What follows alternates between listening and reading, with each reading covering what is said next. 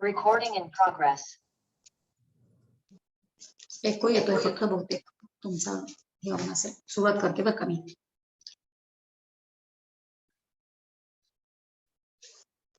सुरुवात करते श्लोकापासून.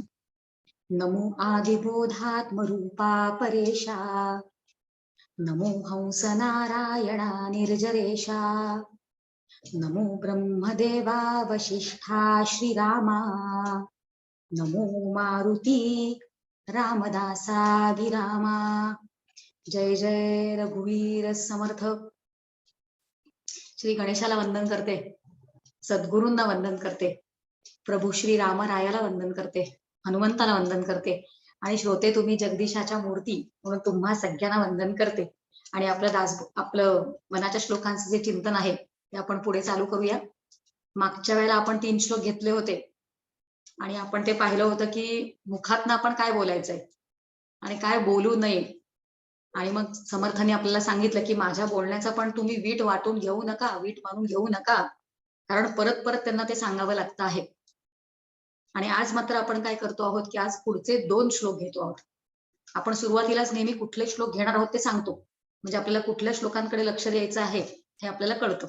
तर पुढचे 2 श्लोक कुठले आहेत ते आधी म्हणून दाखवते आणि ते म्हणता म्हणता जर त्याचा आपल्याला थोडक्यात सारांश घेता आला तर ते आपण तसं बघूया. पण बऱ्याच वेळा असं होतं की वाचतानाच आपल्याला अर्थ कळत जातो आणि आतापर्यंत हळूहळू आपले कान छान तयार होत आहेत. तर आधी श्लोक कुठले आहेत ते आधी म्हणून दाखवते. श्लोक 26वा आणि 27वा. तो श्लोक असा आहे, देहरक्षणाकारणी यत्न केला. म्हणजे एकतर कालच दसरा झालेला आहे आणि पूर्वसंध्या ही दसऱ्याची होती आणि दसऱ्यानंतर लगेच आज आपण भेटत आहोत आणि दसऱ्याला सीमोल्लंघन करतात हे आपल्याला माहिती आहे. आणि खरे सीमोल्लंघन कुठले हे पण आता आपल्याला माहिती झाले, कारण आपले कान तयार झाले जे आता म्हटलं की खरं सीमोल्लंघन ते असतं ते म्हणजे देहबुद्धीपासून आत्मबुद्धीपर्यंत जाणं. आणि आजचा जर आपण श्लोक पाहिला तर तो आपल्याला त्याच्यासाठी मदत करणार आहे, कारण तो श्लोक असं म्हणतोय की देह रक्षणाकारणी यत्न केला. म्हणजे हे तुम्ही करत बसला आहात आणि हे तुम्ही करू नका असं समर्थांना आपल्याला सांगायचंय. श्लोक आधी पूर्ण वाचून दाखवते. देह रक्षणाकारणी यत्न केला, परिसेवटी काळ घेऊन गेला. आता हे विचार आपल्याला माहितीचे झालेले आहेत. समर्थ पुढे म्हणतात, करी रे मना भक्ती या राघवाची. आणि पुढे शेवटच्या चरणात असं म्हणतात, पुढे अंतरी सोडी चिंता भावाची. तू ती चिंता सोडून दे असं ते म्हणतात. आणि त्याच्या पुढच्या श्लोकामध्ये समर्थ म्हणतात, जे कोण चिंता सोडत नाहीयेत अजून, म्हणजे देहबुद्धी आणि या भवाची चिंता जे कोण करत बसले आहेत, म्हणजे ज्यांना देह खरा वाटतोय आणि ज्यांना हे भव म्हणजे हे जगत खरं वाटतंय, त्यांना समर्थ काय म्हणतात बघा पुढच्या श्लोकाच्या पहिल्या चरणात. ते असं म्हणतात की भवाच्या भये काय भीतोस लंडी. लंडी म्हणजे घाबरट, भित्रा. कसला घाबरून बसलायस तू या भवाला, त्या भवाच्या भयाला तू का घाबरत आहेस. धरी रे मना धीर धाकासी सांडी. की तू धीर धर. आणि धाक जो आहे, धाक म्हणजे धास्ती, किंवा आपण ज्याला घाबरलेलो आहोत किंवा ज्याची दहशत निर्माण झालेली आहे आपल्या मनात, त्याला सांडून टाक, म्हणजे लगेच सोडून टाक असं समर्थ म्हणतात. की धरी रे मना धीर धाकासी सांडी, रघुनायका सारिखा स्वामी शिरी. जर त्याच्यासारखा स्वामी त्याचा हस्त आपल्या मस्तकावर असेल तर तू का घाबरतोयस. आणि तसं जर स्वामी तू मानलंस त्याला तर नुपेक्षी कदा कोपल्या दंडधारी. नुपेक्षी कदा कोपल्या दंडधारी म्हणजे नुपेक्षा म्हणजे तो भक्तांची कधी, हा जो रघुनायक आहे, हा रघुनाथ जो आहे, प्रभू रामराया जो आहे, तो भक्तांची उपेक्षा कधी करत नाही. आपण पुढच्या वेळेलापासून जे श्लोक चालू होणार आहेत, 10 श्लोक आहेत, 10 श्लोकांचा संच पुढच्या वेळेलापासून चालू होतोय. आणि त्या सगळ्या 10 श्लोकांचा संच शेवटचं चरण एकच आहे, नुपेक्षी कदा रामदासाभिमानी. असा संच जो आहे त्याचा आपल्याला पुढच्या महिन्यापासून अभ्यास करायचा आणि त्याची पूर्वतयारी जणू आपल्याला इकडून समर्थ चालू करून देत आहेत. की नुपेक्षी कदा कोपल्या दंडधारी. नुपेक्षा म्हणजे उपेक्षा न करणं, म्हणजे दुर्लक्ष न करणं. हा प्रभू रामराया जो आहे तो भक्तांची कधी उपेक्षा करत नाही, त्यांच्याकडे कधी दुर्लक्ष करत नाही असं समर्थ म्हणतात. आणि कधी अगदी एक्स्ट्रीम केस सांगितलेली आहे, नुपेक्षी कदा कोपल्या दंडधारी. म्हणजे जरी दंडधारी जो आहे तो जर कोपला असेल, कोपला म्हणजे रागवला असेल, आणि दंडधारी म्हणजे कोण? तो यम, तो काळ. तो जरी तुमच्यावर रागवला तरी राम तुझी उपेक्षा करत नाही. अशा आश्वासन आपल्याला समर्थ या श्लोकामधनं देत आहेत. आणि त्याचं चिंतन आज आपण या 2च श्लोकांचं चिंतन करणार आहोत.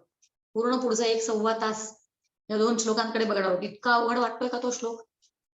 आपण बघितलं होतं मागच्याला, ऐकला, विचार झालाय सगळा, की मुखातनं काही वेगळं बोलू नकोस, की अजून काय कर तू, की माझ्या बोलण्याचं वीट न बोले मना राघवे विण काही. हे आपण मागच्या वेळेला बघितलं होतं. तर व्यर्थ का ओसणावे, नको ते का आपण मुखातनं बोलत राहावं आणि माझ्या बोलण्याचं वीट मानू नकोस. हा सगळा आपण विचार केला होता. आणि मग मुखातनं काय बोलायचं आहे, मग ते संकल्पात कसं जाऊन बसवायचं आहे, हा सगळा विचार आपण मागच्या वेळेला केला होता.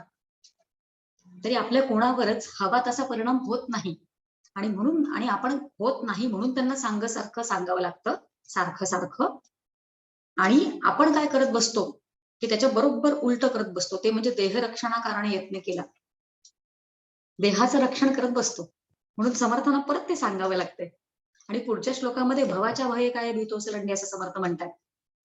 म्हणजे हे या सगळ्या भवाला तू का घाबरून राहिलेला आहेस? भित्रा म्हटलंय, घाबरत म्हटलंय आपल्याला, भ्याड म्हटलेलं आहे, की जो कोण या सगळ्या भवसागराला बघून घाबरतोय त्याला भ्याड म्हणतात. आणि शेवटच्या चरणाचा थोडासा अभ्यास करूया बरं का. शेवटच्या चरण सुरुवातीला आपण अजून थोडक्यात अर्थच बघतोय बरं का, आपण अजून सूक्ष्मामध्ये गेलेलोच नाहीये.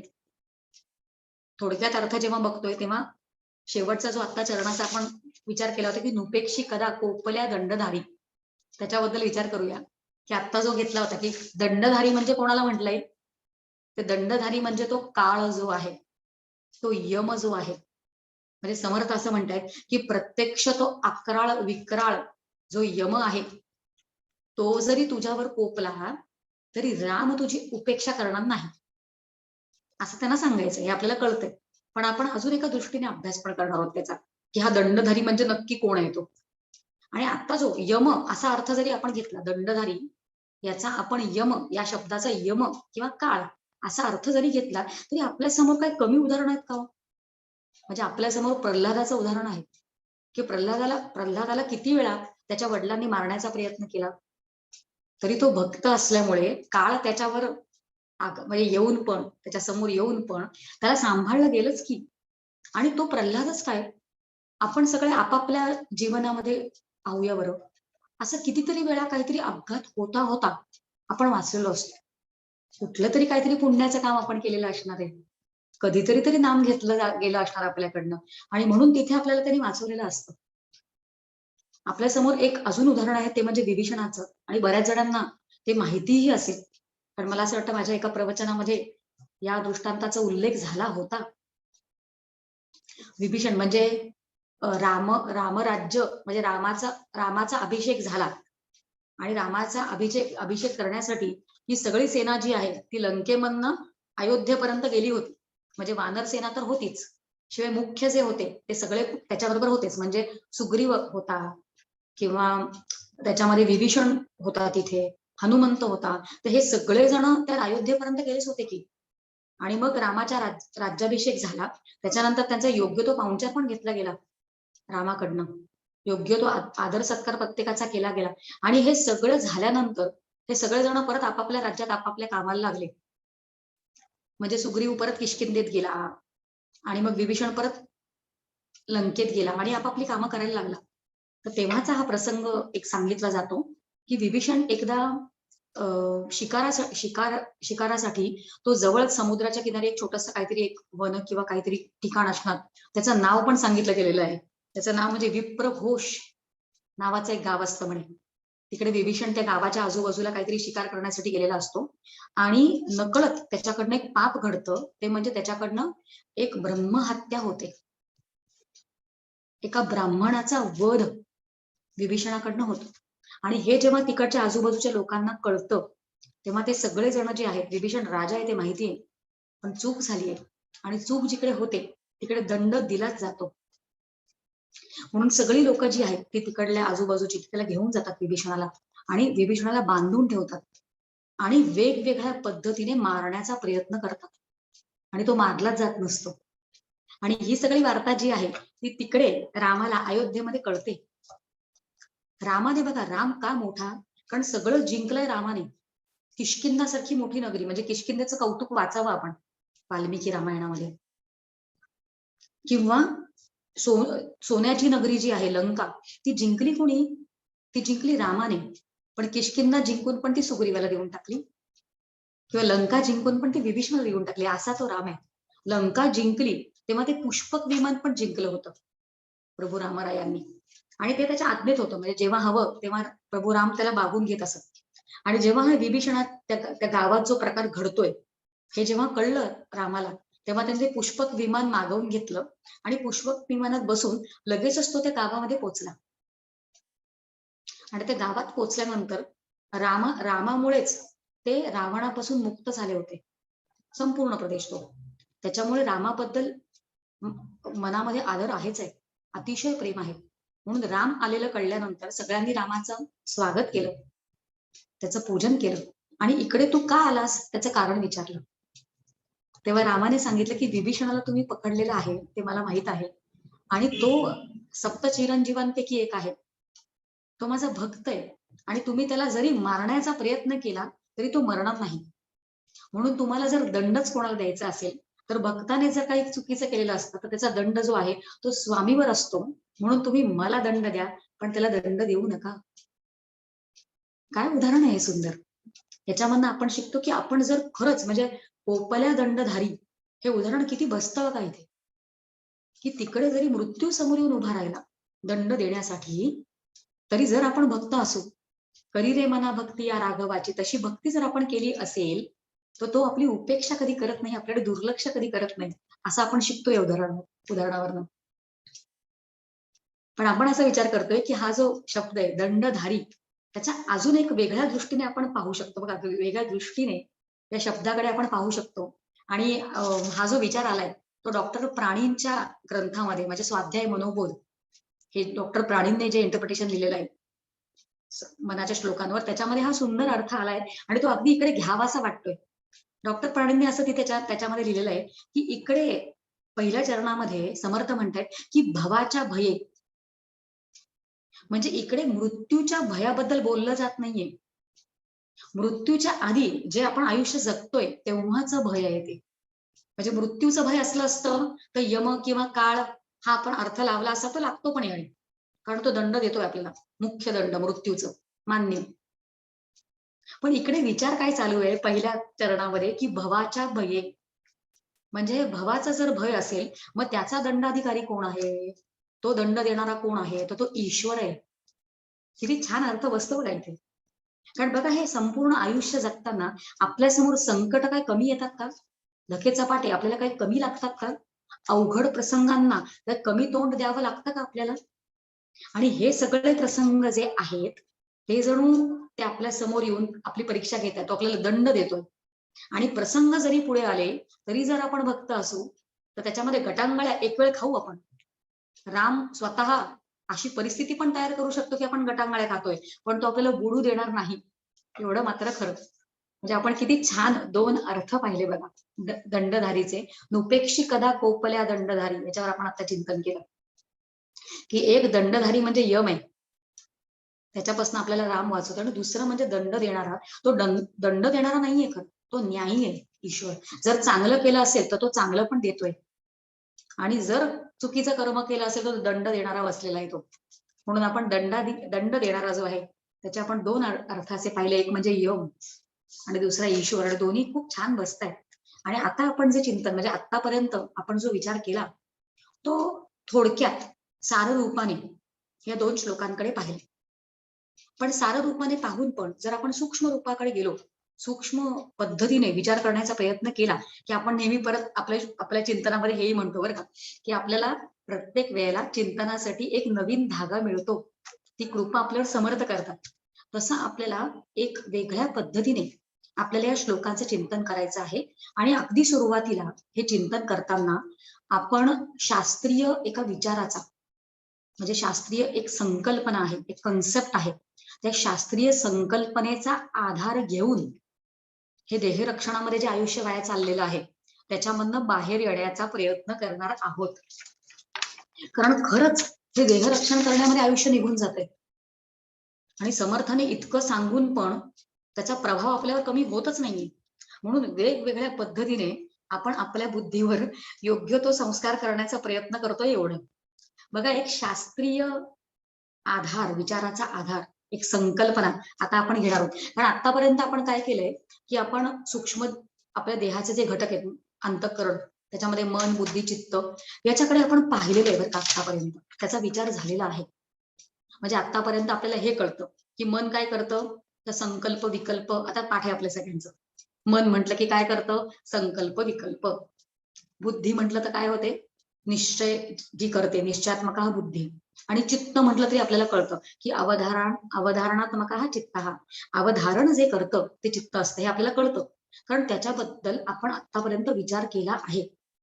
पण याच्यामध्ये अजून एक घटक आहे, अंतःकरणाचा अजून एक अतिशय महत्वाचा घटक आहे.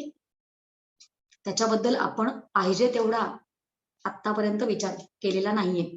म्हणून आज आपण काय करणार आहोत, आज आपण त्या घटकाचा पण विचार करणार आहोत. आणि त्या घटकाचा विचार करून हे देहरक्षणात जे आपलं सगळं आयुष्य चाललेलं आहे, किंवा भवाच्या भये जे आपलं आयुष्य निघून जातंय, त्याच्यामधनं काही जिंकता येतंय का?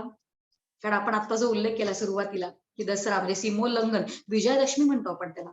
सीमोल्लंघन जर करायचं असेल, देह सत्यत्व आणि जगसत्यत्व या भ्रांतीमधनं जर बाहेर पडायचं असेल, तर मदत या संकल्पनेची होती आहे का ते बघूया बरं का. आणि ते अजून एक घटक ज्याच्याबद्दल विचार नाही झाला, ते कुठलं आहे? मन, बुद्धी, चित्त आणि शेवटचं कुठलं? अहम.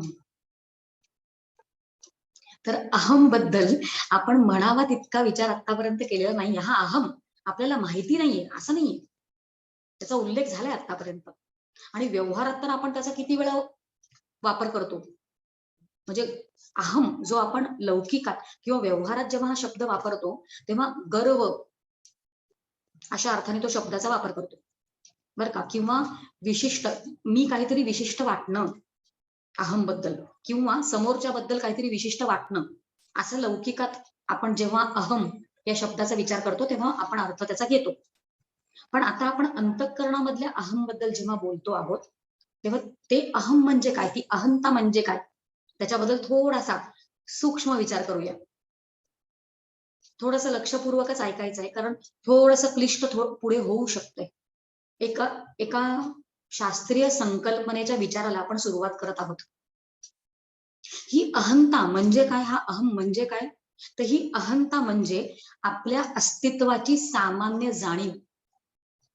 मी असं वाटणं, मी, या मीचं भान जे असतं ते आपलं कधीच गेलेलं नसतं. या मीचं भान आपल्याला सदैव असतं. म्हणजे मी मला कधी विसरलेलेच नसते. समजा मी खयालो में आहे बरं का, काहीतरी विचार करते, काहीतरी लॉस्ट विचारांमध्ये, पण ते पण मीच्या सत्तेवरच आहे की नाही, मीच विचार करते आहे. मग मीचा मला कधीच विसर नसतो. आणि या अहंतेला अहंकार असं म्हणतात. शास्त्रीय भाषेत असं म्हणतात की अहम अहम कारयेति इति अहंकारा. म्हणजे जो मी करायला लावतो तो अहंकार असतो. मी असं करायला लावणारा तो अहंकार असतो. किती छान आपल्याला शास्त्र शिकवतंय बघा. आणि या मीच्या प्लेग्राऊंडवरच, की मी असतेच, या प्लेग्राऊंडवरच बाकीची सगळी कामं चालू असतात आपली, सगळं जो व्यवहार चालू असतो. पण मी हे प्लेग्राऊंड आहे. आता या अहंकाराबद्दल शास्त्र काय म्हणतं ते बघूया बरं का.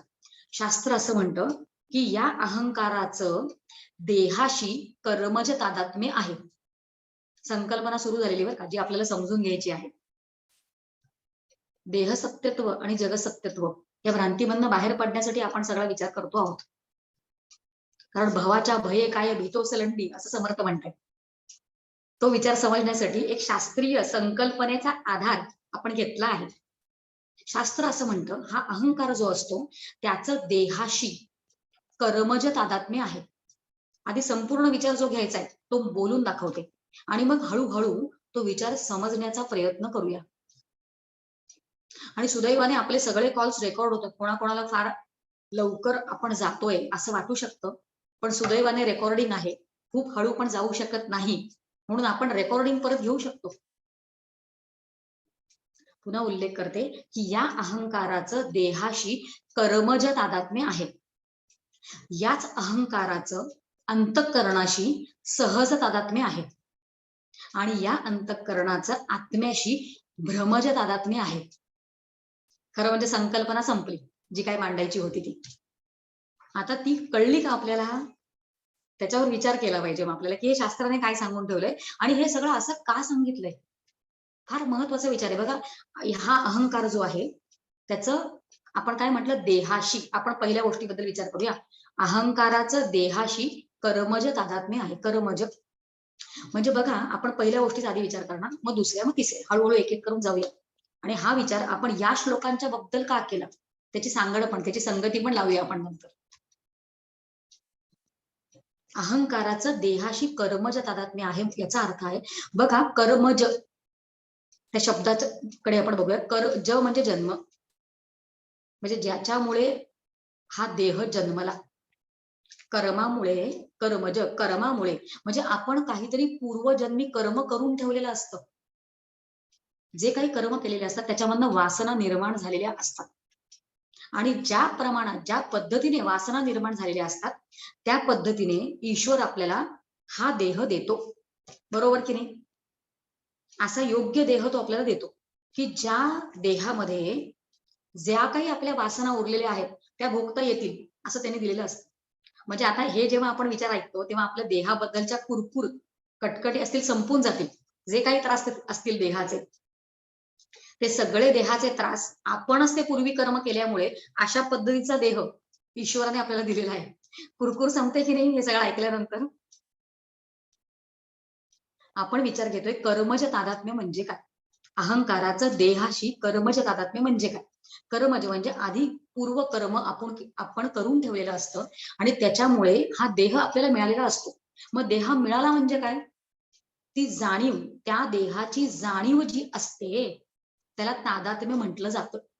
आणि ते तादात्म्य असल्याशिवाय आपल्याकडनं या देहाकडनं कर्मच केलं जाणार नाही.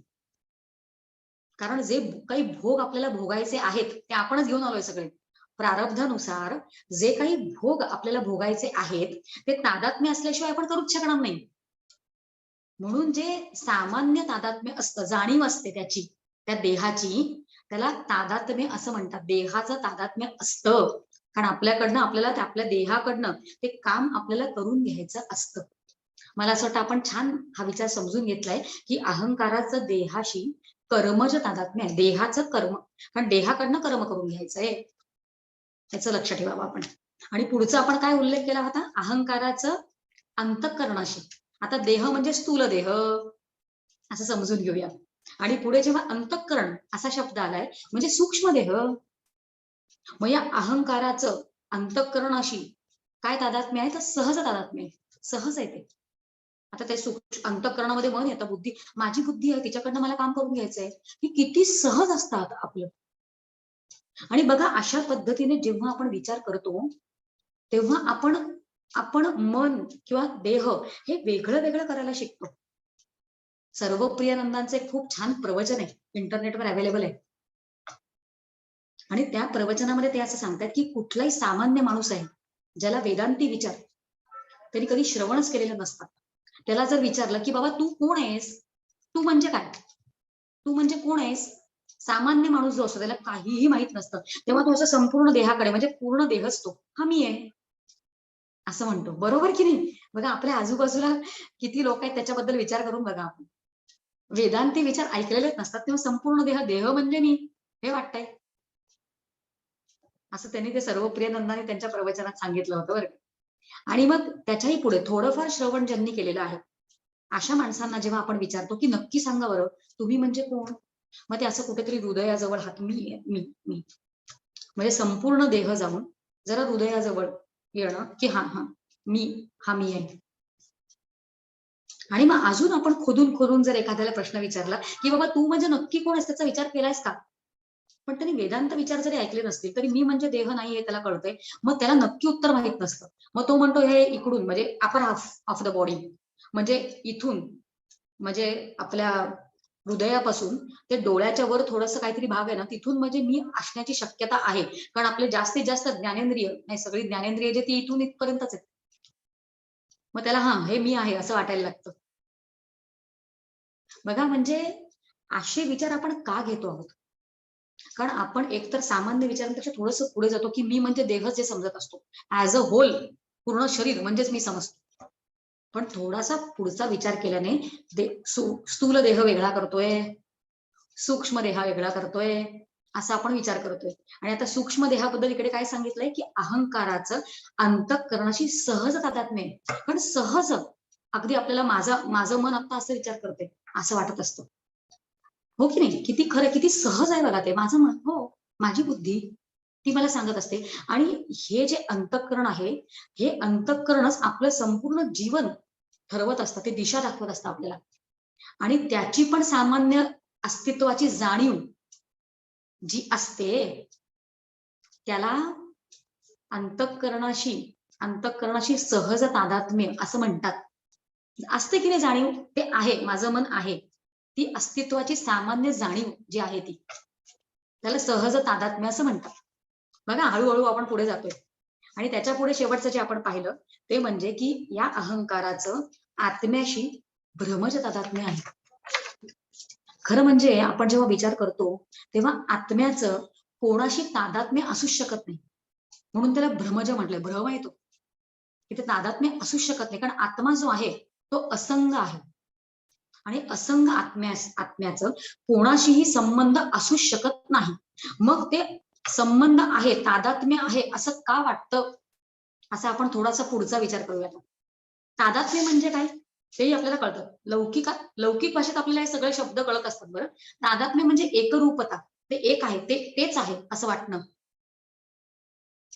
पण जेव्हा आपण पारमार्थिक दृष्टीने विचार करायला लागतो, तेव्हा आपल्याला सूक्ष्म विचार करायला लागतो, तेव्हा आपल्याला कळतं की तादात्म्य म्हणजे दोन गोष्टी जेव्हा जवळ येतात, दोन गोष्टी जेव्हा जवळ येतात, तेव्हा ते एक झाल्यासारखे वाटतात.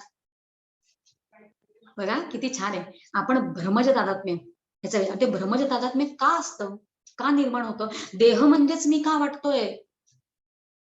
हे जग खरं का वाटतंय? हा सगळा विचार खरं म्हणजे आपला चालू आहे. त्या मुख्य विचाराला धरून आपण एक वेगळा संकल्पना ती समजून घ्यायचा प्रयत्न करतोय आपण. की हे तादात्म्य कशामुळे निर्माण होतं? ते अध्यासामुळे निर्माण होतं. अध्यास. आता पुढचा पॉइंट आला, की तादात्म्य म्हणजे काय ते पाहिलं. आणि हे तादात्म्य जे आहे ते कशामुळे निर्माण होते? हे भ्रमज तादात्म्य जे आहे ते अध्यासामुळे निर्माण होतं. संपूर्णपणे अध्यास म्हणजे काय? तो विचार आपण आपल्या आत्ताच्या सत्रामध्ये घेऊच शकणार नाही. असे वेगवेगळे सेशन्स घ्यावे लागतील आपल्याला. पण आपल्याकडे आज ग्रंथ अवेलेबल आहेत. उपलब्ध आहेत. अगदी सहज उपलब्ध आहेत. आपण पंचदशीच्या ग्रंथाकडे गेलो, पंचदशी सारख्या किंवा आपण विचारसागर सारख्या ग्रंथाकडे गेलो, तर अध्यासाबद्दल भरपूर बोललेलं आहे तिकडे. समजण्यासाठी सखोल संपूर्ण पद्धतीने. जे आपण इकडे नाही त्याचा विचार करू शकत एक संवाद तासात. पण आपल्याला समजण्यासाठी आपल्या श्लोकात जो गुंता आहे तो सोडवण्यासाठी, आपल्याला विचार समजण्यासाठी आपण अध्यास समजून घेऊया. अध्यास म्हणजे भ्रम, अध्यास म्हणजे भास, अध्यास म्हणजे आभास. त्याच्याबद्दल पण बरंच बोललं गेलेलं आहे. अध्यासाचे वेगवेगळे प्रकार सांगतात आपल्याला शास्त्र, की कारणाध्यास असतो, कार्याध्यास असतो. पण आपण तिथे न जाता, ते वेगवेगळे प्रकार न बघता, आज आपल्या श्लोकांच्या संदर्भात जो विचार आहे तो आपण घ्यायचा प्रयत्न करूया. की त्याचे अजून प्रकार आहेत अध्यासाचे. त्याच्यामधला एक प्रकार आहे, त्याला म्हणतात तादात्म्यध्यास. बघा 3 प्रकार आपण विचार करणार. एक आहे तादात्म्याध्यास, दुसरा आहे संसर्गाध्यास आणि तिसरा आहे अन्योन्याध्यास. बऱ्याच जणांना हे सगळे विचार माहिती असतील, पण आपल्या श्लोकाचे ते निगडित आहेत आज, म्हणून आपण घेतो. तादात्म्याध्यास म्हणजे काय? तादात्म्य म्हणजे काय ते आपण पाहिलं, की दोन गोष्टी जेव्हा जवळ येतात, ते एकत्र येतात, तेव्हा ते एक आहे असं वाटणं म्हणजे तादात्म्याध्यास. तादात्म्याध्यास बरोबर. तादात्म्य अध्यास म्हणजे काय? कसं विचार करूया. आता काय होतंय बघा, आपण आता बघितलं की देह आणि मी म्हणजे माझं खरं स्वरूप काय आहे? आत्मस्वरूप. ते देह आणि आत्मस्वरूप जवळ आल्यासारखं वाटतं आहे. किंवा माझं मन आणि मी, माझं खरं स्वरूप आत्मस्वरूप आहे. ते मी आणि मन जवळ आल्यामुळे ते एकच आहे असं वाटतंय. तादात्म्यामुळे अध्यास निर्माण होतोय. आणि पुढचा आहे संसर्गात, आणि त्या तादात्म्यामुळे मी मी मी म्हणजेच देह, हा देह म्हणजेच मी म्हणजेच मन, हे सगळं आपल्याला वाटतंय. आणि या मी म्हणजेच हे असं सगळं वाटण्यामुळे संसर्गात ध्यास होतो. अध्यास, संसर्गाध्यास म्हणजे हे आहे मी आधीच, आणि त्याच्या पुढचं माझं, हे मी खरं मानल्यामुळे हे माझं, हे सगळं म्हणजे माझा पती, माझी मुलगी, माझं घर, माझं हे आणि माझं ते, संसर्गाध्यास. आणि अजून एक शेवटचा अध्यास, त्याचा उल्लेख आपण केला होता, तो म्हणजे अन्योन्याध्यास. तादात्म्याध्यासामुळे अन्योन्याध्यास होतो. अन्योन्याध्यास म्हणजे काय? अन्योन्याध्यास म्हणजे अन्य गोष्टीवर अध्यास केला जातो. म्हणजे धर्म जे आहेत ते लादले जातात. एकाचे धर्म दुसऱ्यावर आणि दुसऱ्याचे, पहिल्याचे धर्म दुसऱ्यावर, असे एकमेकांवर लादले जातात. त्याला अन्योन्याध्यास असं म्हणतात. आपण एक साधं उदाहरण घेऊन बघूया बरं का, आणि मग आपल्या श्लोकाशी त्याला निगडीत करूया, जोडूया आपण त्याला. साधं उदाहरण जे आपलं शास्त्रीय उदाहरण घेतोय आपण. शास्त्र म्हणतं लोखंड तप्तवत इति, म्हणजे काय? तापलेलं लोखंड सारखं. म्हणजे आता इकडे दोन गोष्टी आहेत बघा, एक आहे लोखंड आणि दुसरं आहे अग्नी. तापण्यासाठी अग्नी पाहिजे की नाही? तर एक आहे लोखंड, आता गोल आकाराचा समजा लोखंड आहे बरं का, आणि अग्नी, ते जर का गरम केलं गेलं, तर काय होतं, अग्नी आणि लोखंड एकच झाल्यासारखं वाटतं. तादात्म्य ध्यास, कळतं की नाही आपल्याला? छान. दोन गोष्टी जवळ आल्यावर एकच झाल्यासारखं वाटणं, तो देह आणि आत्मा एकच आहे असं वाटणं, तादात्म्य. आणि मग काय होतं की तापणं हा गुण कोणाचा आहे? अग्नीचा आहे. तर लोखंडाला तापवल्यामुळे ते लोखंड गरम होतं. म्हणजे अग्नीचा उष्णता हा गुण तो लोखंडावर गेलेला आहे. जे एकमेकांचे गुण एकमेकांवर लादले जातात, ते आपण जे बोललो होतो ते इकडे आपल्याला कळतं बघा, की लोखंडाचं तापणं किंवा अग्नीचं जे तापणं जे आहे ते लोखंडावर लादलं जातं, आणि अग्नीला रंगही असतो. समजा आपण म्हणूया लाल रंगाचा असतो अग्नी, समजा तो लोखंडाचा गोळा, गोल गोळा पण लाल रंगाचा दिसायला लागतो. आता खरं लाल रंग या लोखंडाच्या गोळ्याचा आहे का? आणि अग्नीला रंग आहे का? अग्नीला आकार आहे का? तो लोखंडाचा गोळा गोल असल्यामुळे गोलाकार अग्नीला प्राप्त होतो. म्हणजे याचा गुण त्याला आणि त्याचा गुण याला असं लादलं जातं. तर अन्योन्याध्यास म्हणजे की देह आणि आत्मा याचे गुण, आता गुण म्हणू शकत नाही, लक्षण असं म्हणूया, कारण आत्म्याला गुण नाही येत, ते लक्षणांवरनं आपण ओळखतो. तर आत्म्याचं जे अस्ति, हे जे लक्षण आहे, तो कायम असतो, आहे आहे आणि आहे. याचा आपण बऱ्याच वेळा विचार केलेला आहे की आत्मा हा असतो. मग आत्म्याचं जे लक्षण आहे ते देहावर लादलं जातं, म्हणजे देह आहे असं होतं. बघा, मला मीच देह वाटते आहे, आणि देह कायम राहावा असं मला वाटत असतं, कारण आहे हे खरं त्याच आहे. मी आहे ते कायम असावं. डॉक्टर काका त्यांच्या प्रवचनामध्ये खूप छान सांगतात, म्हणजे मी कायम असावं असं मला वाटतं. आणि तो असं म्हणतो की मी तुला नेण्याशिवाय जाणार नाही.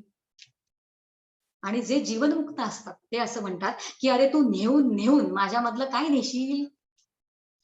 किती छान आहे हा विचार. त्याच्यावरनं आपल्याला हे देहरक्षणाकारणे यत्न केला की देह म्हणजेच मी वाटतोय, खरं माझं स्वरूप ते आहे.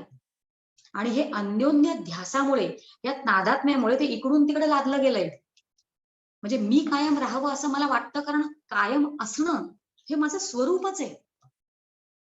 आणि देहाचं जे लक्षण आहे, देहाचं मिथ्यात्व जे आहे ते आपण आत्म्यावर लादतो, म्हणजे तो आत्मा नाही असं आपल्याला वाटतं.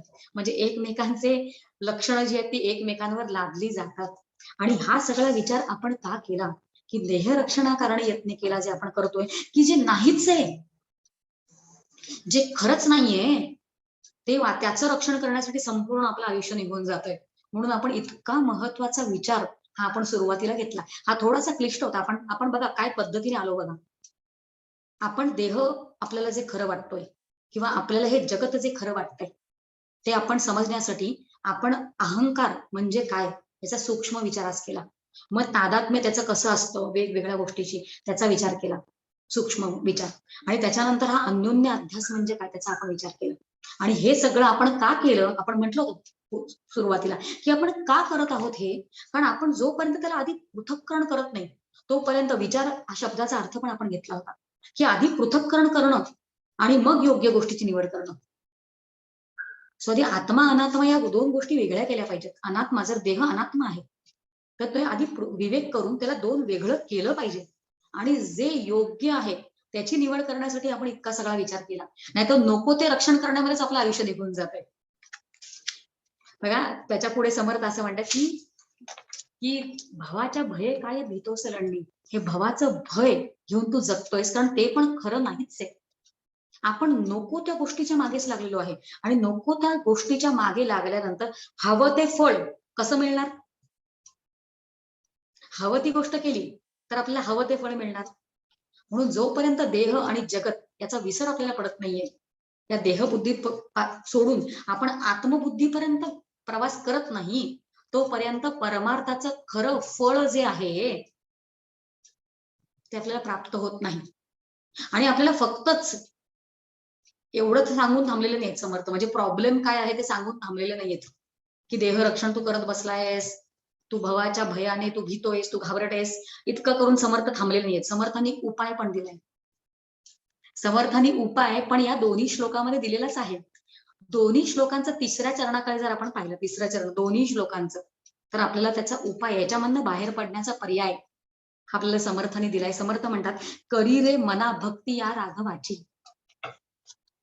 तू जर भक्ती केलीस, कारण हे सगळं तू मी आहेस असं म्हणतोयस, मी माझ्यामुळे हे सगळं घडते असं तू म्हणतोयस, पण जर तू त्याचा आहे असं म्हंटलस तर तो पर्याय तू सुटलास त्याच्यामधनं.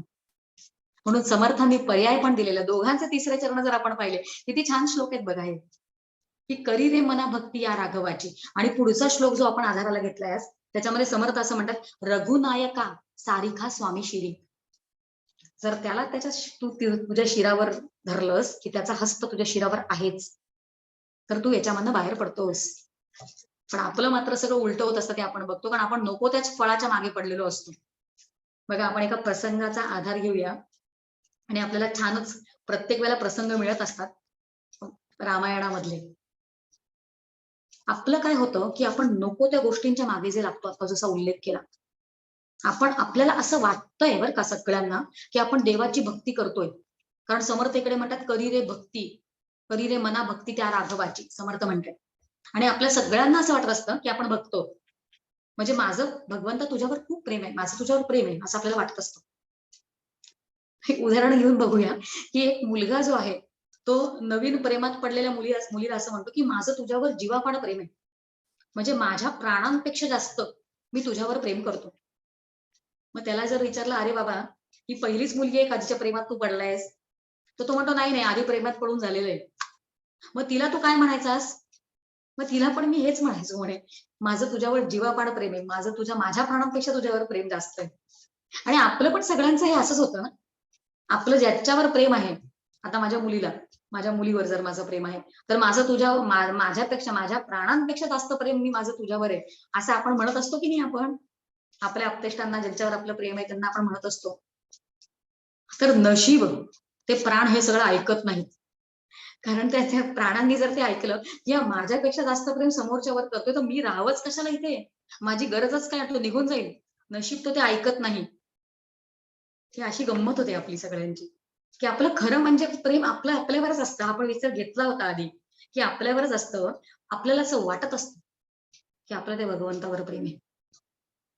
आणि म्हणून इकडे राम आपल्याला सांगतोय, जणू प्रभू राम, की तू मला एकदा तरी सांगून बघ की माझं तुझ्यावर प्रेम आहे, एकदा खरं सांगून बघ, आणि मग परमार्थाचं जे खरं फळ आहे ते तुला मिळेल, की देहामधनं तू सुटशील आणि या भवाच्या भयामधनं तू सुटशील, तू एकरूप होशील माझ्याशी, एक खरं फळ जे आहे ते तुला प्राप्त होईल.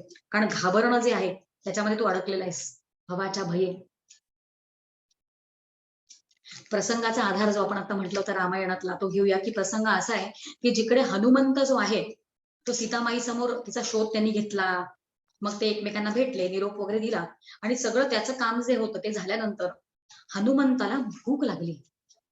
आणि तो सीतामाईला असं म्हणतोय की माते मला भूक लागली आहे. एक थोडासा बारीक विचार आपण घेऊया की भूक हनुमंताला का लागली.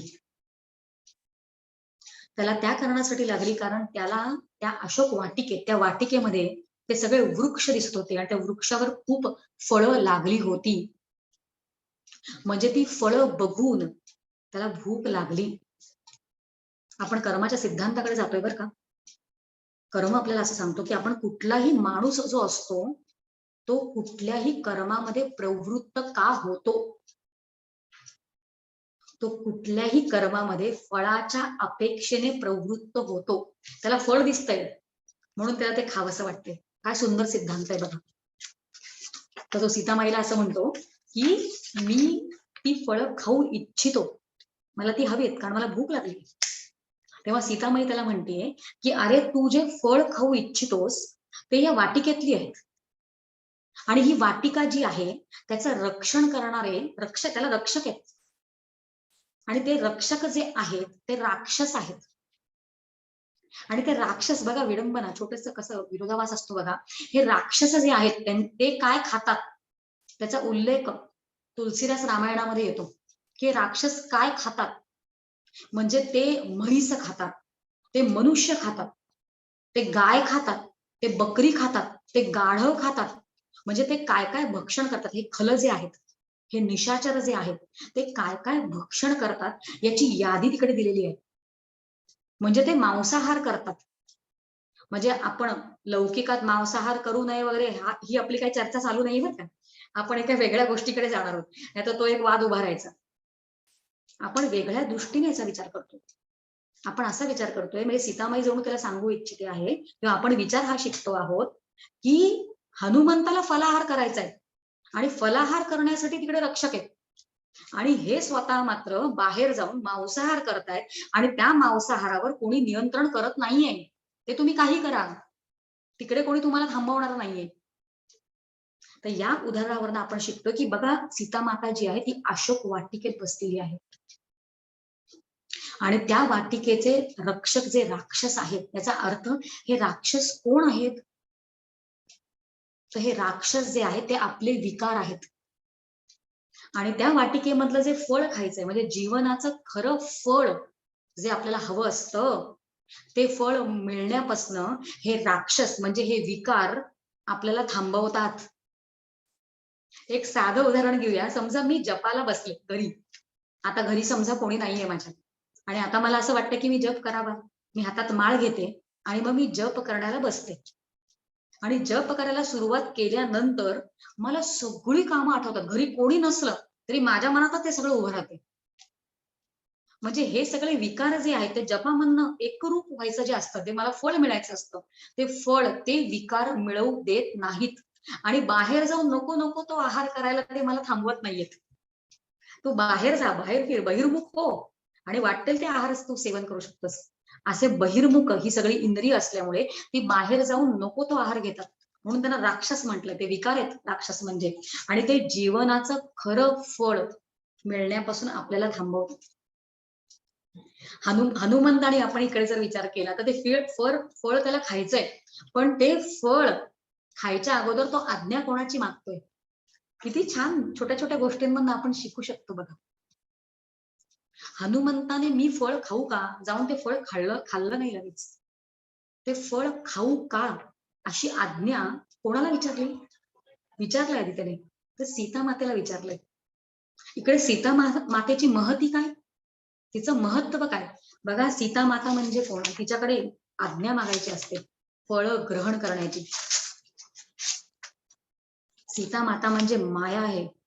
माया म्हणजे भगवत शक्ती आणि भगवत भजने तिची निवृत्ती.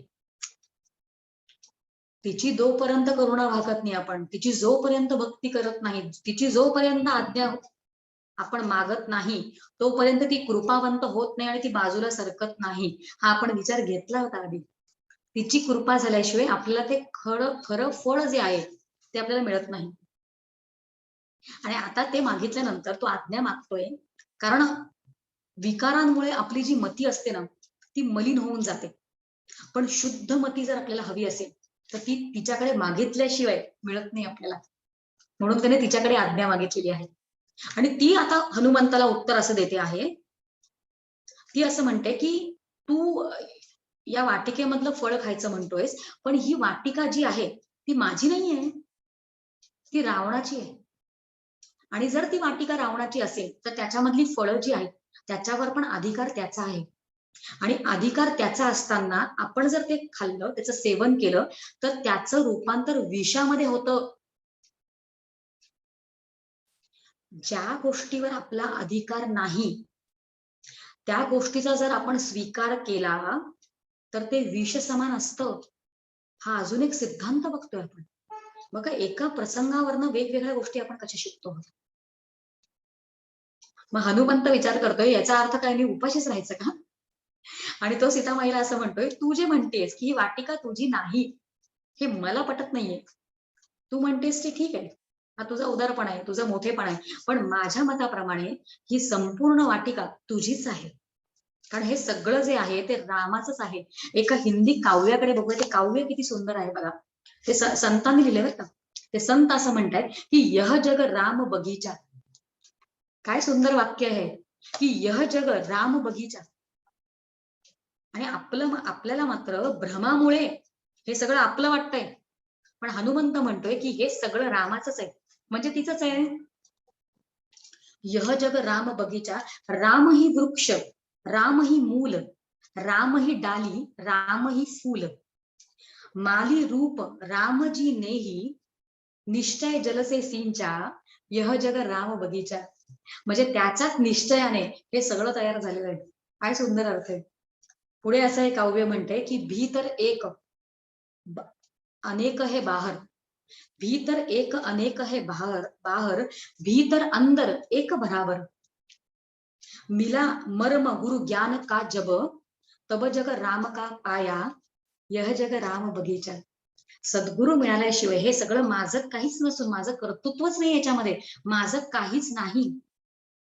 जे मी माझा देह समजते आहे आणि माझा देह समजल्यामुळे हे जगत मला माझं वाचतंय की मी करते आहे जगतामध्ये, म्हणूनच काम होतंय, त्याच्यामध्ये माझं काहीच नाहीये.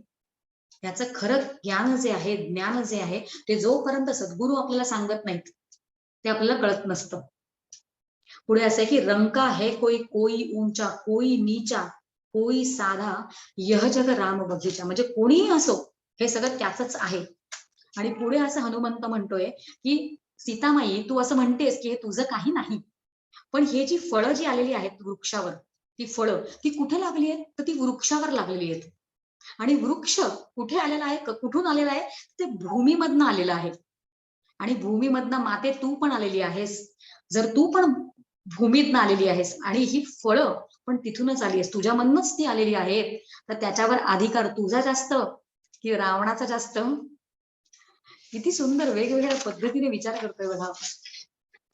आणि सीतामाई म्हणते की असा जर तुझा विचार असेल की हे सगळंच त्याचं आहे, तर तू त्याचं सेवन करू शकतोस. कारण ते जर विष जरी असेल, ते जर विष जरी असेल तरी तुझ्या योग्य विचाराने ते मधुर समान होतं.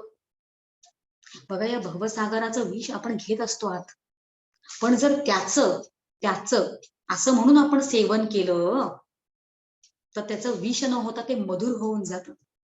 भगवान शंकरांना जर कोणी असं विचारलं की हे विष प्राशन तुम्ही सगळं, हलाहलाचं विष जे होतं निर्माण झालेलं, ते सगळं विष तुम्ही प्राशन केलं, पण त्या विषाचा प्रभाव, त्याचा परिणाम तुमच्यावर कसा नाही झाला, असं कसं झालं?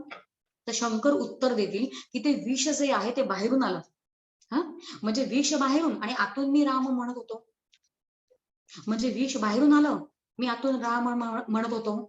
विष बाहेरून आलं आणि मी आतून राम म्हणत होतो, म्हणजे ते विष त्या रामामध्ये मिसळलं आणि त्याचं विश्राम असं झालं. मनाच्या श्लोकामध्ये समर्थ 85व्या श्लोकामध्ये असं म्हणतात की भजा राम विश्राम योगेश्वरांचा. तो राम विश्राम योगेश्वरांचा. आणि त्याच्या पुढच्या श्लोकामध्ये समर्थ असं म्हणतात की मुखी, मनाच्या श्लोकाबद्दल चाललंय बरं का, 85वा आणि त्याच्या पुढच्या 86वा. समर्थ म्हणतात मुखी राम विश्राम तेथेची आहे, तेथेची आहे.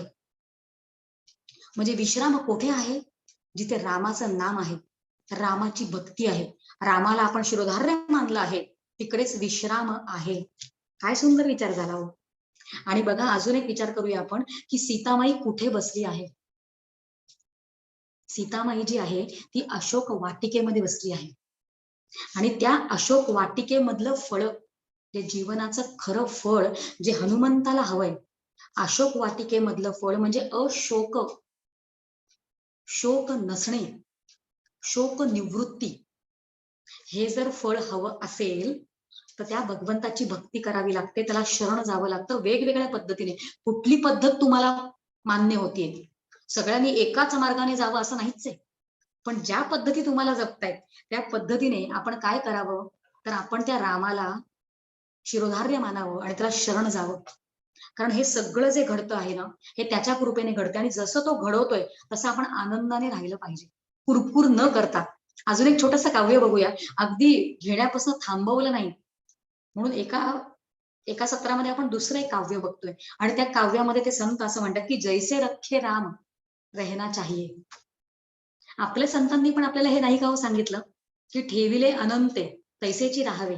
तुकाराम महाराज म्हणतात की ठेविले अनंती तैसेची राहावे, मुखी असावे समाधान.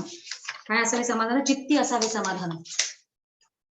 आणि माऊली आपल्याला म्हणतात की माळीये जेऊ ते नेले तेव ते निवांतची ठेले. किती गोड विचार आहे की माळी जो आहे तो जेव्हा पाणी घालतो शेतामध्ये, तर तो काय करतो, ते पाणी व्यवस्थित व्हायला पाहिजे म्हणून पाण्याचे पाट तयार करतो तो भूमीत.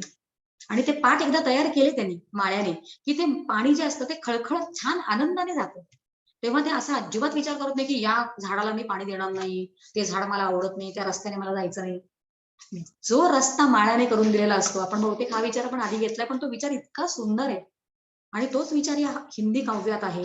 ते असं म्हणतात संत की जैसे रखे राम रहना चाहिए. किती सुंदर आहे हो. जर देहबुद्धी घालवायची असेल तर हे सगळे विचार ऐकले पाहिजे. ते असं म्हणतात की अनुकूल प्रतिकूल दोनोही कुलों के मध्य. बघा सरिता असते, सरिता, सरिता म्हणजे नदी. त्या नदीला दोन कुल असतात, दोन तट असतात आणि त्या दोन तटांमध्ये ती कधी थांबत नाही, ती त्या दोन तटांच्या मधून जाते. त्याचा आपल्या आयुष्याची जी सरिता आहे, आपलं आयुष्य जे वाहन आहे त्याच्यामध्ये अनुकूल आणि प्रतिकूल असे दोन तट असतात. पण आपण काय करावं की आपण कुठल्याही एका तटामध्ये थांबू नये. अनुकूल तट आलं की आपण थांबावं आणि प्रतिकूलता निघून जावं असं करूच नाही. ठेविले आनंदी, आपण आनंदाने जायचं काम करतोय असं एक काव्य म्हणते की अनुकूल प्रतिकूल दोनों ही कुलों के मध्य सरिता समान बहना चाहिए, जैसे रखे राम रहना चाहिए. पुढे ते असं म्हणतात चाहते आराम हो रोज सुबह शाम तो. जर तुम्हाला आराम, आराम म्हणजे शब्दाचा अर्थ आपण पाहिला विश्राम. चाहते आराम हो तो रोज सुबह शाम तो सीताराम सीताराम कहना चाहिए, जैसे रखे राम रहना चाहिए. खरं म्हणजे तसं राहण्याशिवाय आपल्याला इलाजही नसतो. म्हणजे आपल्याला काही चॉईस असतो का की आता आपण बदलू शकतो. कारण प्रारब्धानुसार जे काही प्रसंग समोर उभे राहतायत त्याच्यानुसार आपल्याला गेलंच पाहिजे. पण जर कुरकुरत गेलो तर जैसे रखे राम रहना चाहिए हे होणार नाही. अनुकूल परिस्थिती असो किंवा प्रतिकूल असो, आनंदाने आपल्याला सामोरे जाणं जमलं तरच. कुठे देहबुद्धी असेल, देहाचं रक्षण करत बसलो तर हे कधीच जमणार नाही. त्याला शरण गेलो तर ते जमू शकतं, म्हणून त्याचं कौतुक आपण करतो आहोत. पुढे असं हे म्हणतायत, हे काव्य असं म्हणतंय की आणि दास जो असतो की एक विचार महत्वाचा घेऊया आपण की कुरकुर जर आपण केली तर आपण आपण उदास होऊ. आणि दास जो असतो तो कधीच उदास नसतो. दास जो असतो तो उदासीन असतो. म्हणजे आपली आस, आपली इच्छा ज्यांनी उद केली आहे असा दास असतो. हे काव्य पुढे असं म्हणतंय की सदा रहो शान से. काय सुंदर सगळे शब्द आहे त्याच्यामध्ये. सदा रहो, छान मस्तीमध्ये जगा. सदा सदा रहो शान से भरोसे भगवान के. काल के भी डर से ना डरना चाहिए. कारण आपण जो विचार केला की जर देहाला सत्यत्व मानलं तर परिशेवटी काळ घेऊन गेला, त्या काळाला घाबरूनच आपण राहतोय. म्हणून आपल्याला हे काव्य असं म्हणतं की काल के भी डर से ना डरना चाहिए, जैसे रखे राम रहना चाहिए. पुढे शेवटला ते काव्य असं म्हणतंय की देह का अध्यास छोड. आपण हाच विषय घेतला होता की नाही आज, देहाचा अध्यास. अध्यास म्हणजे काय, ते अन्योन्य ध्यास म्हणजे काय, आला ना आपला विषय इकडे. आपण जो सुरुवातीला उल्लेख केला होता की भगवंत आपल्यावर कृपा करतोय हे सगळं समजून घेण्यासाठी. बघा ते काव्य काय सुंदर पद्धतीने आपलाच विचार आपल्याला सांगते, ज्याचं चिंतन आज आपण केलेलं आहे. ते काव्य असं म्हणतं, ते संत आपल्याला असं म्हणतात की देह का अध्यास छोड, ममता से मुख मोड, होके मुक्त महिमे. होके मुक्त, मही म्हणजे पृथ्वी, या धरतीला मही म्हणतात. जीवनमुक्त हो आणि आनंद भोग, त्याचा असं ते म्हणतात. होके मुक्त महिमे विचारना चाहिए, जैसे रखे राम रहना चाहिए. काय सुंदर विचार आहे. आपल्याकडे पुढे 10-15 मिनिटं अजून एक विचार घेऊया आणि मग आपण थांबूया. आहे आपल्याकडे वेळ, छान विचार चालू आहे आपला. बघा आपण उदाहरण असं घेऊया अजून एक पुढचं, की हे जे सगळे असे विचार ऐकतायत, हे ज्ञानी जे आहेत की ज्यांना हे सगळं जमलेलं आहे, किंवा जे भक्त आहेत की ज्यांना हे एकरूप त्या भगवंताशी होणं जमलेलं आहे, त्यांचं समचित्त असतं. आपल्या आपल्या पद्धतीने आपला आपला मार्ग ते निवडतात. वेगवेगळे जण आपली आपली प्रकृती कशी आहे, आपल्या आपल्या प्रकृतीनुसार आपण आपला मार्ग निवडायचा आहे. आणि समचित्त, समचित्त म्हणजे जिकडे उंच नीच किंवा जिकडे निंदा आणि स्तुती, अनुकूलता आणि प्रतिकूलता याचा काही फरक पडत नाही, अशा समचित्त समान चित्तावर जाणं हे आपलं काम आहे. आणि याच्यावर सहजच जातात काही लोक. आपण अजून एक प्रसंगाचा आधार घेणार आहोत की भरत जो आहे, म्हणजे भरत भरत जेव्हा आपल्या आजोळेहून परत आला, जेव्हा आला तो, तेव्हा त्याला कळलं आल्यानंतर की आपल्या वडिलांचं निधन झालेलं आहे आणि रामाला जो आहे तो वनवास झालेला आहे. म्हणून त्याचं कर्तव्य कर्म जे आहे तो आधी योग्य पद्धतीने तो आधी अयोध्येमध्ये करतो. आणि त्याच्यानंतर तो सगळ्यांना सांगतो की हे राज्य मी स्वीकारणं शक्यच नाही, कारण ते राज्य जे आहे ते रामाचं आहे. आणि राम तेव्हा चित्रकूटवर असतो आणि तो असं म्हणतो की मी त्याला आणायला जाणार आहे. आणि आपण ते खरंच वाल्मिकी रामायणामध्ये वाचावं, काय सुंदर सर्ग आहे तो. त्याच्यामध्ये जेव्हा तो असं म्हणतो की मी जाणार आहे, तेव्हा त्याच्याबरोबर कोण कोण गेलं आहे त्याची एक यादी आहे, एक पूर्ण सर्ग वाल्मिकी रामायणामध्ये वाल्मिकीने खर्ची पाडलाय त्या सांगण्यामध्ये, की त्याच्याबरोबर कोण कोण गेलं. ती यादी आपण आता संपूर्णपणे घेऊच शकत नाही, पण त्याच्याबरोबर सगळे निघालेले आहेत. आता भरत जातोय आणि भरताबरोबर, हा भरत कोण आहे त्याचा आपण विचार करणार आहोत, कारण वेगवेगळ्या साधना पद्धतींचा आपण विचार करतोय. आणि जी साधना पद्धती आपल्याला योग्य वाटते, कारण आपण बोलतोय इकडे भक्तीबद्दल, पण ज्यांना जे योग्य वाटतं आहे त्या पद्धतीने त्या रामापर्यंतच्या चित्रकूटामध्ये राम आहे आणि सगळे निघाले त्या भरताबरोबर. बघा आपण आता विचार करतो की ज्याला काही लोक हत्तीवर बसलेत, बरं का, भरताबरोबर निघाले, काही लोक हत्तीबरोबर बसलेत, म्हणजे ज्यांना हे समचित्त लवकर साधलं जातं, ज्यांना हे अनुकूल आणि प्रतिकूल हे जास्त बाधत नाही, ज्यांना निंदा स्तुती बाधत नाही, असे जे असतात ते जणू अलिप्त असतात सगळ्या गोष्टींपेक्षा. उद आस आपण जो मगाशी उल्लेख केला, ज्यांची आस लगेच उद होते ते ज्ञानमार्गी असतात. म्हणजे जणू ते, म्हणजे ज्ञानमार्गाची निष्ठा ज्यांनी सांभाळलेली असते ते म्हणजे हत्तीवर बसणारे असं आपण समजूया. मग फक्त हत्तीवर बसणारेच त्याच्याबरोबर निघालेत का भरताबरोबर रामाला भेटायला? म्हणजे ज्ञानमार्गी जे आहेत ते हत्तीवर बसणारे आहेत, पण त्याच्याबरोबर काही जण घोड्यावर बसलेले पण आहेत. मग घोडेस्वार म्हणजे कोण?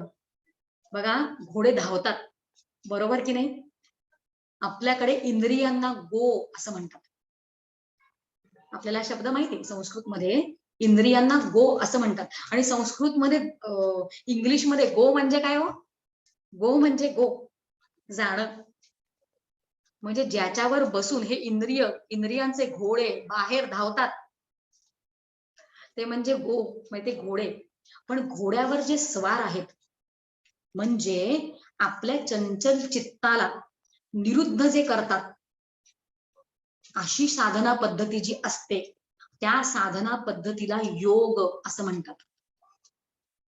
म्हणजे हे धावणाऱ्या घोड्यांवर जे लगाम लावतात, त्यांना पकडून ठेवतात, त्या माध्यमातून जे बाहेर निघतात त्यांना ते पकडून ठेवतात इंद्रियांच्या माध्यमातून. म्हणजे डोळे सारखे बाहेरच जातात, कानांना सारखं काहीतरी ऐकायचंच असतं, जिव्हेला काहीतरी स्वाद सारखा घ्यायचाच असतो, पण या सगळ्यांना जे लगाम लावतात त्यांना योगी असं म्हटलं जातं.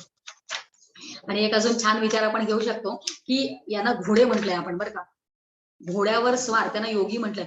पण या घोड्यांबद्दल ना, घोड्यांशी निगडित दोन पद्धतीचे लोक असतात, बरं का. आपल्याला माहितीये ते घोड्यांशी निगडित दोन पद्धतीचे लोक असतात.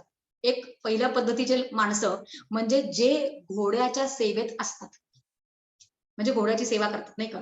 त्यांना चारा खायला घालणं, त्यांना पाणी देणं, त्यांना स्वच्छ करणं वगैरे वगैरे. मग ते घोड्यांचे सेवक असतात. आणि दुसरे कोण असतात, जे घोड्यांवर स्वार होतात किंवा ते रथाला बांधतात आणि घोड्यांवर स्वार होतात, म्हणजे ते स्वामी असतात. आणि मग त्यांच्या हातात लगाम असतो आणि त्यांच्या सेवेत ते घोडे असतात. ते घोड्यांच्या सेवेत नसतात, त्यांच्या सेवेत ते घोडे असतात, म्हणून ते स्वामी असतात. म्हणजे घोड्यांवर स्वार होऊन जे लगाम लावतायत या मनबुद्धी चित्त अहंकारावर, ते योगी असतात असा आपण विचार करतो. आणि ते पण या भरताबरोबर चाललेलेच आहेत रामाला भेटायला, कारण सगळ्यांचं लक्ष एकच आहे. किती छान विचार चाललाय बघा आपला.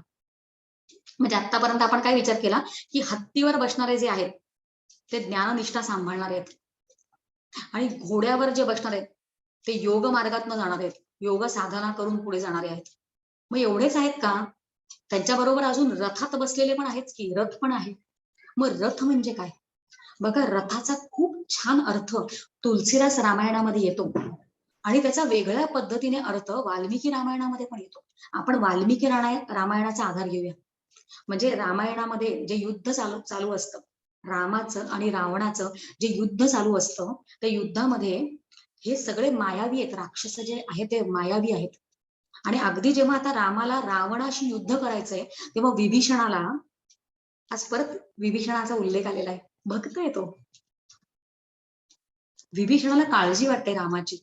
तो असं म्हणतोय की तुला रावणाशी युद्ध करायचं आहे आणि रावणाकडे मायावी रथ आहे आणि तुझ्याकडे मात्र रथच नाहीये. म्हणजे अगदीच गरज पडली तर तू युद्ध करताना हनुमंताच्या खांद्यावर बसतोस, पण युद्ध जे तू करतो आहेस ते तू जमिनीवरनं करतोयस आणि तुझ्याकडे रथ नाही आणि त्याच्याकडे मायावी रथ आहे, म्हणून मला तुझी खूप काळजी वाटते. तू युद्ध कसं करशील? तेव्हा खूप छान उत्तर प्रभू रामरायांनी विभीषणाला दिलेलं आहे. प्रभू रामराय असं म्हणतात त्याला की त्याच्याकडे मायावी रथ आहे हे तुला माहित आहे, आणि माझ्याकडलं रथ तुला दिसत नसलं तरी माझ्याकडे रथ आहे आणि त्याला धर्माचा रथ असं म्हणतात, कारण मी धर्माच्या रथावर आरूढ आहे. ते दिसत नसलं तरी आहे आणि ते मला सांभाळणार आहे. धर्मो रक्षिती रक्षितः, जो धर्माचं रक्षण करतो म्हणजे धर्माच्या रथावर आरूढ असतो, त्याला धर्म रक्षण त्याचं करतोच, धर्म त्याचं रक्षण करतो. म्हणून रथावर जे आरूढ आहेत त्याला तुलसीदास रामायणामध्ये धर्मात्मा, त्याच्यावर बसणारे जे आहेत त्यांना धर्मात्मा असं म्हटलेले, म्हणजे धर्माचं जे पालन करतात. आणि तेही निघालेले आहेत भारताबरोबर. म्हणजे हत्तीवर बसणारे ज्ञानी, घोड्यावर बसणारे योगी, रथात बसणारे जे आहेत ते धर्मात्मा, आणि काही जण जे आहेत ते डोलीत बसलेले आहेत. बघा, डोली हा शब्द जो आहे तो स्त्रीवाचक शब्द आहे, आणि भक्ती हा शब्द जो आहे तो पण स्त्रीवाचक आहे.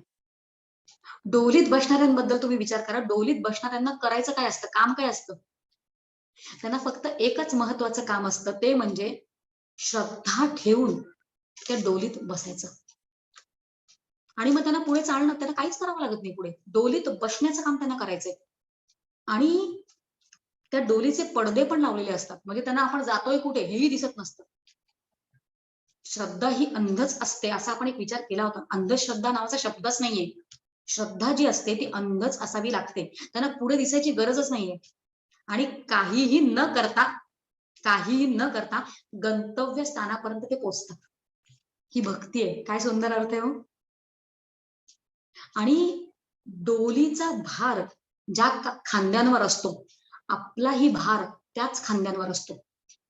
तसंच या संसाराचा भार ज्याच्या खांद्यावर आहे त्याचाच खांद्यावर आपला पण भार आहे, असा आपण जेव्हा विश्वास ठेवतो तेव्हा रघुनायका सारिखा स्वामी शिरी हा विचार येतो की आपण तो भार स्वतः उचललेलाच नाहीये. कारण आपण भार उचलतो म्हणजे या भवाला घाबरतो, आणि भवाला का घाबरतो? कारण देह मला मी वाटतोय, आणि सगळा भार त्याच्यावर घालणं म्हणजे त्याच्यावर श्रद्धा ठेवणं हा त्याचा अर्थ आहे, आणि तेव्हा आपण भक्त होतो. काय सुंदर एकावर एक आपण विचार करतोय बघा.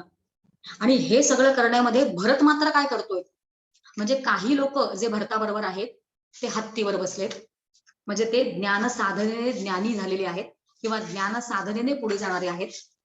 जे घोड्यावर बसलेले आहेत ते योग साधना करत आहेत. आपण पुढे काय पाहिलं की रथात बसलेले आहेत, ज्यांनी धर्माची भावना ठेवलेली असते ते धर्मात्मा असतात. आणि आता आपण पाहिलं डोली, आणि डोली म्हणजे भक्तीच्या साधनेने जो पुढे जातो तो डोलीत बसल्यासारखा असतो. आणि या सगळ्यामधनं भरत काय करतोय, भरत याच्यामधलं कुठलाच नाहीये. कारण भरत काय करतोय, तो भरत पायी चाललाय, त्याचं वेगळंच चाललंय. मग पायी चालणं म्हणजे काय बघा, पाय दोन असतात, मग दोन, एक पुढे पाठी असं करत तो पुढे चाललाय. तर त्याला या सगळ्यांच्या, ही जरी आपण नाही म्हटलं तरी ती उपाधी आहे. ज्ञान साधनेमधनं पुढे जाणं, योग साधनेची उपाधी, हा एकाही उपाधीमध्ये अडकलेला नाही. आणि हा मात्र फक्त दोन गोष्टी आहेत, रा आणि म, रा आणि म, रा आणि म, राम राम राम. म्हणजे दोन पावलं जी आहेत ती रा आणि म, त्या पावलांवर तो पुढे रामापर्यंत पोचतोय. काय सुंदर विचार आहे. त्याला दुसरं काहीच माहित नाही, त्याला स्वतःला हेही माहित नाही की तो योगी आहे का तो ज्ञानी आहे का तो भक्त आहे, हे त्याला काहीच माहित नाही. म्हणजे एकाही उपाधीमध्ये न अडकणं आणि फक्त त्या रामावर विश्वास ठेवणं, हेच म्हणजे जणू रामाची भक्ती केल्यासारखं आहे, त्याला शिरोधार्य मानल्यासारखं आहे. आणि त्याच्यावरच तो तिथपर्यंत त्याच्यावर पोहोचलेला आहे. तो बघा, राम हे सगळं दोनच आहे खरं. सगळं दुनिया या संपूर्ण सृष्टीमध्ये जे आहे ते फक्त खरं दोनच आहे. दुनिया हा शब्द पण किती सुंदर आहे बघा हिंदीतला. दुनिया, दोनावर ज्याची नीव आहे, नीव म्हणजे आधार, ज्याचं मूळ दोनावर आहे त्याला दुनिया म्हणतात. कारण सगळं दोन दोन दोन दोन दोन दोन आहे, नाम आणि रूप, नाम आणि रूप, सगळ्याला दोन आहे दुनियामध्ये. आपण त्याच्याबद्दल सोडूया. आपण जर पिंडाचा विचार केला, म्हणजे आपण जेव्हा आपण सगळ्याचा विचार करतो तेव्हा पाप आणि पुण्य किंवा काय सुख आणि दुःख दोन दोन दोन दोन आहेत सगळं.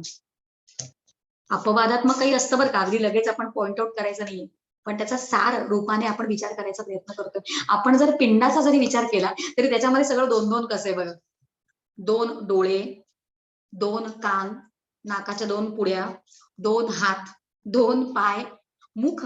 कोणी म्हणेल मुख एकच आहे, मुखाला दोन कसं म्हणायचं, पण मुखाच्या आत जी जीभ आहे, ती जीभ आहे ती दोन कामं करते की नाही. म्हणजे चाखायचं काम, रसनेचं काम करते आणि बोलायचं काम करते, म्हणजे दोन पुन्हा. आणि आपण जर आपल्या अवयवांची नावं पाहिली, अपवाद आहे बरं का, अगदी आपण पॉइंट आउट करू शकत नाही की हे सगळं असंच आहे, पण आपण जास्तीत जास्त जर पाहिलं तर या अवयवांची नावं पण दोन आहेत. म्हणजे आता आपण जे जे पाहिलं की दोन डोळे, दोन कान, आता कान, डोळे, नाक, आणि काय पाहिलं, हात, पाय, आणि काय मुख, सगळं दोन दोन. आणि अजून आपण बघू शकतो की पोट, पाठ, दात, दाढ, केस, दाढी, मिशा, आणि अजून असं असेल दोन दोन दोन.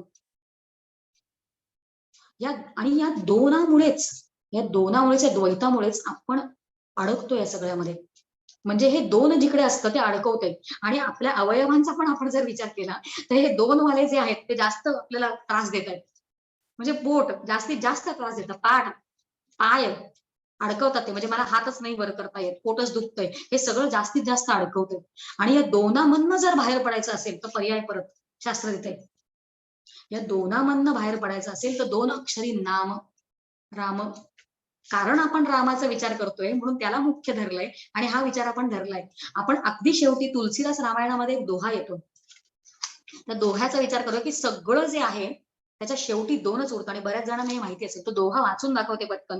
तो दोहा तुलसीदास तुलसीदास राम असं म्हणतात, तुलसीदास असं म्हणतायत की नाम चतुर्गुण पंचतत्व मिलन, तासा द्विगुण प्रमाण, अष्ट सौभाग्ये अंतमे शेष, राम ही राम आवे. म्हणजे शेवटी जे आहे ते रामच उरतं असं म्हणतायत ते. आणि त्यांनी गणित सांगितलंय की तुम्ही कुठलंही नाम घ्या, दोन अक्षरी, एक अक्षरी, दोन अक्षरी, तीन अक्षरी, चार अक्षरी, ते कुठलेही अक्षर ती मोजा. आता शमिका समजा, शमिका, त्याच्यामध्ये 3 अक्षर आहेत की नाही. आणि मग त्यांनी पुढे गणित सांगितलं, ते गणित पुढे घेत नाहीये, ते गणित सांगून अगदी पुढे जाते आहे. ते असं म्हणतात की कुठलंही अक्षर मोजायचं आणि त्याला गुणायचं चाराने. कारण त्यांनी पुढे सांगितलेलं आहे की त्याला चतुर्गुण, चाराने गुणा. आणि पुढे ते असं म्हणतात की त्याच्यामध्ये 5 मिसळा, म्हणजे काय, पंचतत्व मिलन, 5 तत्व त्याच्यामध्ये मिसळा. त्याचं पुढे म्हणतात आणि त्या संख्येला 8 ने त्याचं विभाजन करा. आणि 8 ने जेव्हा आपण त्याचं विभाजन करतो तेव्हा ते संपूर्णपणे विभाजन त्याचं होत नाही आणि शेवटी 2च उरतं. आणि ते शेवटचं 2 जे उरतं तेच आहे रा आणि म. म्हणून संपूर्णपणे जर आपण हे जीवन जगताना रा आणि म याच्यावर विश्वास ठेवला तर मी म्हणजे देह जे आहे असं जे वाटतंय ते कमी होतं आणि या भवाचं भय जे आहे ते निघून जाईल. म्हणून हा संपूर्ण एवढा विचार करून आज मात्र आता इथेच थांबूया. जय जय रघुवीर समर्थ इति शम.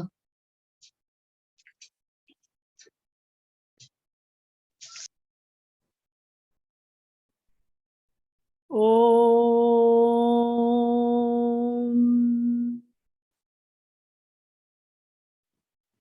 सर्वे भवन्तु सुखिनः, सर्वे सन्तु निरामयाः, सर्वे भद्राणि पश्यन्तु, मा कश्चित् दुःखभाग् भवेत्। ॐ पूर्णमदः पूर्णमिदं पूर्णात् पूर्णमुदच्यते, पूर्णस्य पूर्णमादाय पूर्णमेवावशिष्यते। ॐ शान्ति शान्ति शान्तिः। हरिः ओम। श्री गुरुभ्यो नमः। हरिः ओम। सांगितलं होतं ते वेदांत भास्कर हे जे शमिकाताईंनी सांगितलं होतं की काकांचं डॉक्टर काकांचं ते साईट आहे आणि ती ऐकून आणि ह्यांचं सगळ्यांचं ऐकून एक अशी मनामध्ये इच्छा झाली की ते स्थान बघावं, त्या सद्गुरूंना भेटावं आणि जमलं तर अनुग्रह घ्यावा. पण ह्या इच्छेपलीकडे माझ्या हातात काही नव्हतं आणि ते गोष्टी एक एक घडत गेल्या आणि शमिकाताईंनी अगदी सगळी पुढची एकदा इंडियाला गेल्यावर एवढी छान बंदोबस्त केला की ते सगळं सुकर झालं आणि अनुग्रह झाला. आणि अनुग्रह झाल्यावर जो अनुभव आलाय तो मला शेअर करावंसं वाटतं. इन द सेन्स आपण दरवेळेला ऐकतो ही प्रवचनं आणि अशी नवीन नवीन दालनं ओपन होतात आणि असं वाटतं की किती हे अफाट आहे आणि असं हरवल्यासारखं होतं. तर अनुग्रह घेतल्यावर मला असं एक प्रकारे असं वाटलं की मला आता एक मार्ग मिळाला, आता ह्या मार्गावर चालत राहायचं. आणि तो जो असा शांतीचा अनुभव आला तो मला सगळ्यांशी शेअर करावंसं वाटतं. आणि सगळ्यांचे मी आभार मानते. ह्याच्यात जे जे कोणी एस्पेशली शमिका ताईंचं मला खूपच सहाय्य लाभलं आणि I really owe to her lot. एवढंच सांगायचंय मला. थँक्यू.